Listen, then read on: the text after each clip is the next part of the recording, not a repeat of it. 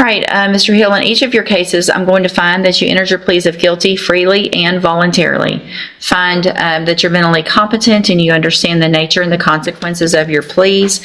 Find sufficient evidence in each case to find you guilty. However, I'm going to reset your cases so that the probation department can do a pre-sentence report. That will give me more information about you, your cases, and we'll come back at a later date for sentencing. Yes, ma'am. Could I motion for a waiver? No, we're not going to, there's no waiver in a first-degree felony of pre-sentence report. I'm going to get that report. I'm also not going to adjust your bond at this amount based on the nature of these offenses until I see what those that report looks like. And Your Honor, I want to address something the court's going to see and going to ask me about in about 5 or 6 weeks. His jail disciplinary history is about as bad as he'll see. That needs to be immediately addressed. I anticipate asking the court for some programs to address his behavior, but I want to let the court know and let him know he's threatening guards, spitting on guards, threatening to dash guards, dashing other inmates, literally climbed the walls of the day room while they tried to place him in restraints. He's a party that claims, Your Honor. Let me tell you something real quick, Mr. Hill, all right? And this isn't going to be some negotiation and talk back and forth. You need to listen very carefully to what I'm about to say. If you have another incident report between now and when you come back for sentencing, I am not required to accept this plea agreement. I don't have to. We can let a jury decide if they think a probation is what you need for an aggravated robbery and an aggravated assault. Because my guess is they might not. They would just go ahead and send you to prison, especially because at a trial, they will see the same things that I see at sentencing, which is every one of those incident reports from the day you got in. That jury will see that. I will see that. Yes, ma'am. They haven't given me an option to wait. What did I tell you?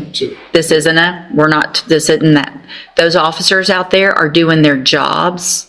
They're trying to go make a living and go home to their families. Hold on. I'm telling you right now. Stop talking. That's your second warning. I can reject these right now. We can set your trial. Is that what you want to happen? Then stop talking. I told you this today is just going to be a listening thing. I have a feeling that's part of your problem in jail is because you won't just sit and listen. You are there because of your actions. They are doing their jobs. Grow up because you're in big boy court. You're a grown man now for our purposes. And stop acting like a little heathen out in our jail. Or we will let a jury decide what to do with you. It's that simple. You can go back with the bailiff. Well, here we go again, I think. You're Dante Caddy? Yes. Mr. Caddy, you were previously in court and entered pleas of true to counts 1, 2, 3, and 4 in a motion to revoke your unadjudicated probation. You're on probation for burglary of a habitation. It was a 7-year deferred probation.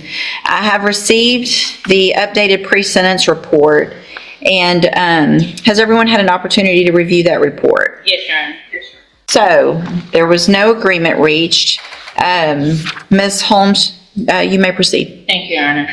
I've discussed this MTRP with Mr. Caddy. He has pled true to the violations involving the thefts that occurred at Target location in Port Arthur. Your Honor, Mr. Caddy has also had the opportunity in the past to Notice how the judge isn't rushing into sentencing. That's because in serious felony cases a pre-sentence investigation report is mandatory. It digs into the defendant's background, behavior in jail, and risk factors before punishment is decided. successfully complete the ISF program in 2023. He did complete, I believe, both tracks of ISF, which shows that he can make appropriate decisions and follow directions and complete tasks that are given to him. Within the last year, he obviously made bad decisions in which he committed these thefts at the Target location. Mr. Caddy is asking for another opportunity to be continued on probation. We do see that the recommendation from the department, it states that the revocation is recommended. However, if the court elects to continue Mr. Caddy on probation, that he remain off the premises of Target and that this be reviewed in 3 months to monitor any progress. Your Honor, we are asking that he be given that opportunity to show that he can make progress. Since being placed on probation, he has got married. His wife is here today, as well as he does have his mother at this time is very sick and ill, and he does help to take care of members in the household. Your Honor, Mr. Caddy would also like to address the court as to this situation, but we are asking that he be provided the opportunity. We see that he obviously has been afforded an opportunity in the past with ISF, but we believe that if he's given the opportunity again, that he can get steered back on the right track to make more better and more positive decisions going forward with his life. Would you like to address this? Yeah, listen. Go ahead. Thank you. I know I made a lot of mistakes, dumb mistakes, but I just ask that you please consider reinstatement. I have a lot of I have a lot of people that, willing to help me with jobs and stuff like that. Like you said, I do have my mom has a lot of stuff going on this evening. Today, she's in surgery today. I just got a lot on right now. So, Mr. Caddy, back when you got your original pre-sentence report in 2020, I'm looking back at that, and when they talked to you that day, there's a quotation from you. I'm trying to change my attitude and my drive to do better in life. I want to learn control my anger and patience. I think I will do good. I understand the do's and don'ts. Okay, so that was back in 2020. Then shortly after that, you quit reporting, and you were gone for, I think it was like 2 years maybe. So we get you back after those 2 years in 2022, and you stood in front of me and I'm sure said, give me a chance, I want to do better. And I did. And I extended you, added some time on your probation, and sent you to ISF to help you do those things that you said you wanted to do, make better decisions and do that. Sent you to both tracks of ISF, which most people can't even do. They don't do that anymore. We have to pick one. So you got all the help you needed for drugs, for better decisions. Completed that April 14th, 2023. And then This is a critical warning. If he'll racks up even one more incident in jail, the judge can scrap the plea deal entirely. Imagine thinking you've secured probation only to blow it over bad behavior behind bars. That's the razor's edge he's walking on. in June of 2024, you pick up June and then July, 2 new theft cases after you've already been sent to ISF and given those opportunities after having been given the opportunity the first time to even get on probation, and then after you absconded for 2 years. Ms. Malfino, what's the state's position? Revocation, Your Honor. I don't have much to add to what the court has already addressed. You really haven't left me any choice. It makes no sense for me to, we've given you chance after chance, and just saying that you want to do better is, your actions have to be better. And they haven't been. I'm going to find that you entered your pleas of true to counts 1, 2, 3, and 4 freely and voluntarily. Find those counts true. Find sufficient evidence to find you guilty, and at this time find you guilty of burglary of a habitation. I'm going to sentence you to a term of 6 years in the Institutional Division of the Texas Department of Corrections. You will receive credit on that sentence for any time that you've been in custody that the law gives you the right to receive. I'm handing you the trial court certification. This was marked off, though, that it was a plea bargain case, and so now I'm concerned again. Just hold on, don't, just wait a minute, because I want to see. Double check that there's nothing. It's for the address. I apologize. Okay. I'm sorry. So there was a cap of 4 years. So I'm going to withdraw what I said about the 6 years. I'm going to sentence you to a term of 4 years in the Institutional Division of the Texas Department of Corrections. Mr. Caddy, you can tell from what I've said and what my sentence was that I don't think that's enough. I have the ability to not accept this plea agreement. I'm going to accept it. I don't like it, but I'm going to accept it today. Your attorney did one heck of a job by getting you that deal. I am going to hand you the trial court certification that shows this was an agreement that I followed, and so you've waived your right to appeal. I have also handed you a written admonishment regarding your ineligibility to possess a firearm or ammunition. Because of the judgment entered against you, you're ineligible under Texas law to possess a firearm or ammunition.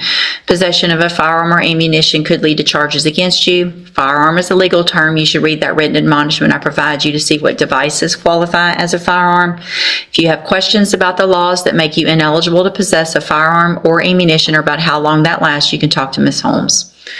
I hope you take advantage of this shorter opportunity and get the help you need to get out and make better decisions. All right, you can go back with the bailiff. All right, sir, are Christopher Curtis Ray? And Mr. Ray, you were previously in court and entered a plea of guilty to forgery of a financial instrument. It was enhanced to a third-degree felony. That was an open plea to the court. I have received the pre-sentence report. Has everyone had an opportunity to review that report? We have, Your Honor. Are there any additions or corrections to the report? Not from the case. All right, Mr. Rojas, you may proceed. Thank you, Judge. Judge, Mr. Ray is here this morning asking for probation. I realize that the PSI, and he realized that the PSI, according to the PSI, this is, I believe, his 6th felony. He's only had, with those felonies, look to me like he's only had one term of probation. It was revoked back in 2000, I believe. But that's the only term of probation he's ever had for the felonies. I suspect just he was in jail. Here comes Dante Caddy. He's already on a deferred adjudication probation for burglary, but repeated violations are catching up. The defense argues for another chance, but how many second chances can one person really get? And probably had credit time served on the other ones. To his credit, even though he was not on probation, looks like during one of his terms in prison, he did some things to benefit himself. He successfully completed the safety program. He got his GED. And I think at one point he was sent to and successfully completed the ISF program. So he does have the ability, he has shown the ability to make progress. And again, he did the safety and the GED not as a condition of probation, something he did on his own while he was in prison to better himself. He's telling me that if he were to be granted probation, he's got a job, he's going to be able to go back to his previous job as an auto mechanic.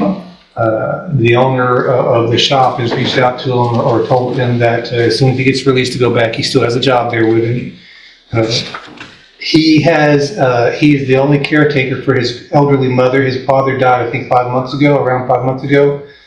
His mother is home living alone, and he would be the only caretaker for her since the father has passed away. It looks to me like he also has a case out of Harris County that he's currently on probation for. I talked to him about that. He says he's spoken with somebody from Harris County. They're not going to revoke him. I think there was a felony that came up after that probation, but they're not going to revoke him based on that. So he still is on probation in Harris County. And according to this PSI, at least he's a low risk for revocation on the probation. So we're asking the court to consider all that and grant him a term of probation. All right, thank you. Ms. Melfino? Judge, based upon my review of the underlying case in which he was attempting to pass a $20,000 forged check, which I assume had to be some kind of connection to the person at that business for him to get his hands on that check. Based upon that and his criminal history, I just can't in good faith agree with probation being satisfactory in this case. He's continued to commit the same type of offenses after this offense, and my read of it is that he's currently on parole, not on probation, and I feel like upwards of a 5-year sentence. It looks like I think the way I read it, he's on parole and probation. I believe that's for 2 felony offenses that were committed after this one was committed, and this one was committed after 3 felonies convictions. I mean, Mr. Ray, really, What Mr. Rojas said about you going to SafeP in the past and bettering yourself is great. And the fact that you went to ISF just in 2019 and that after that, I mean, it kind of totally just diffuses his whole argument, and he's trying to pull out anything to help you, and I appreciate he's doing that, and you should too.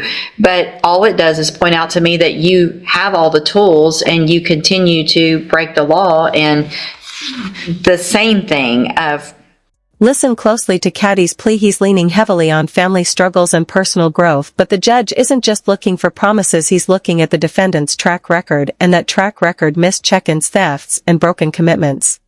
forgeries and burglary and fraudulent use of possession. I mean, it's just stealing from people or places. And I agree with Ms. Malfino. I can't in good faith put you on probation. It doesn't make any sense to me whatsoever. I'm going to find that you entered your plea of guilty to forgery of a financial instrument freely and voluntarily.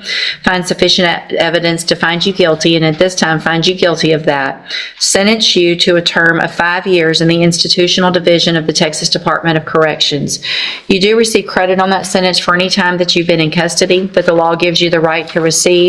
This was not an agreement. I'm handing you the trial court certification of your right to appeal. You do have some rights to appeal. You can talk to Mr. Rojas about that.